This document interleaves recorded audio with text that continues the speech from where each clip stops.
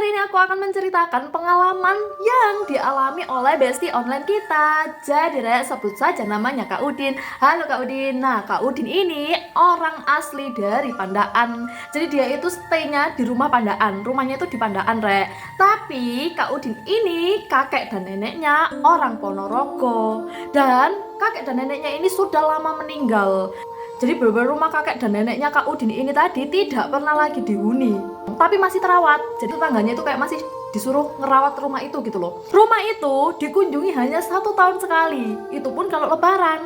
Jadi kayak rame-rame ibu bapaknya dan saudara-saudara lainnya itu berkumpulnya di situ, tapi hanya untuk berkumpul aja, tidak untuk tidur di situ. Semua anak dari kakek dan neneknya Kak Udin ini tadi tinggalnya itu di hotel. Jadi kayak siang aja stay di situ, pas Idul Fitrinya aja. Karena memang budgetnya Kak Udin ini minim, Kak Udin memutuskan touring kali itu stay aja di rumah kakek dan nenekku.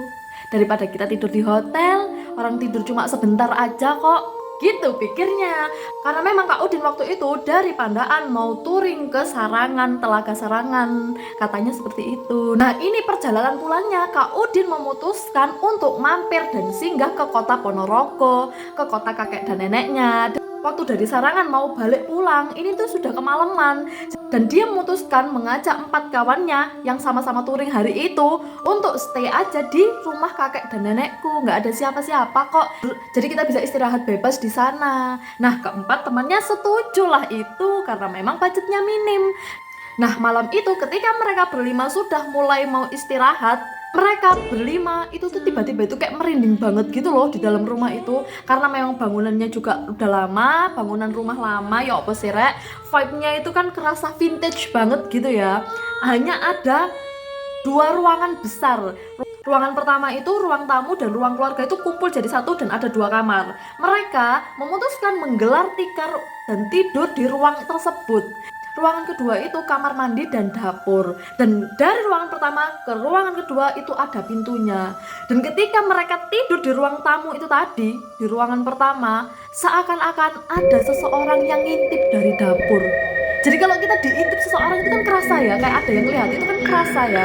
Nah, itu tidak hanya dirasakan Kak Udin aja, tapi dirasakan juga sama keempat temannya. Keempat temannya ini kayak mulai gelisah di situ. Mereka nyampe situ sekitar jam 9 malam. Ketika mereka udah habis mandi, terus bersih-bersih, sholat, mereka itu kan kayak rebahan, sudah mau tidur gitu kan. Tapi mereka itu kayak ngerasa diintai gitu loh, kayak merasa dilihati dari ruangan yang kedua, dari ruangan dapur itu tadi. Nah, semakin lama suasananya itu semakin mencekam. Dan kelima anak ini tadi, Kak Udin beserta teman-temannya merinding banget. Bener-bener kayak ininya apa belakang apa iki jenenge ya, leher mereka yang belakang ini itu tuh kayak ada yang niup kayak gitu Rek. Jadi semakin menambah kemerindingan dan kehororan malam itu. Dan di persekian detik ketika bulu kuduk mereka merinding-merindingnya, mereka itu melihat ada seseorang mengintip dari balik pintu dapur itu mau. Jadi kayak ada mata ngelirik gini loh ke mereka. Takut banget gak sih? Dan seketika itu Kak Udin mengemasi barangnya dan mengunci pintunya, terus dikembalikan kuncinya ke penjaga rumah itu tadi, ke tetangganya lebih tepatnya.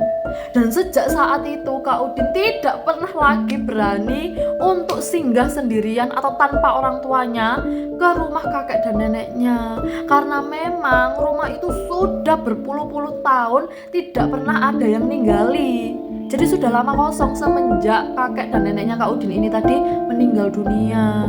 Tapi rumah itu masih terawat karena dipasrahkan sama tetangganya. Jadi kayak tetangganya itu dibayari gitu loh sama bapak ibunya Kak Udin untuk merawat rumah itu. Dan setiap tahun semua keluarganya itu, anak cucunya kakeknya Kak Udin ngumpul di situ, tapi hanya sekedar untuk ngumpul aja. Malamnya itu mereka nggak di situ, kayak gitu ya. Serem sih ya. Kayak rumah kosong itu memang tempat singgah hal-hal yang tak kasat mata sebenarnya, ya nggak sih? Percaya nggak percaya kalian? Thank you, see you the next videos.